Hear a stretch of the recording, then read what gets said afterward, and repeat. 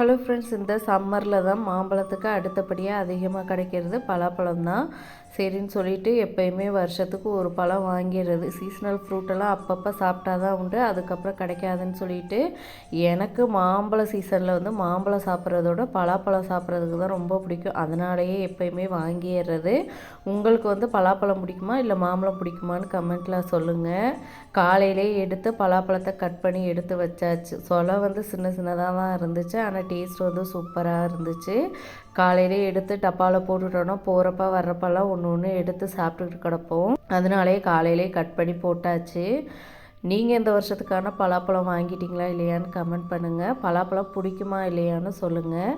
அப்படியே எல்லாத்தையும் எடுத்து டப்பாவில் போட்டு வச்சாச்சு ஒரு ஓரமாக. பலாக்கொட்டையை வந்து ஏதாவது டிஷ் செய்யலான்னு பார்க்குறேன். உங்களுக்கு தெரிஞ்சதை கமெண்ட்டில் சொல்லுங்கள், ட்ரை பண்ணி பார்க்குறேன். அப்படியே மார்னிங் பிரேக்ஃபாஸ்ட்டுக்கு வந்து சப்பாத்தியும் தக்காளி தொக்கு வச்சு சாப்பிட்டோம்.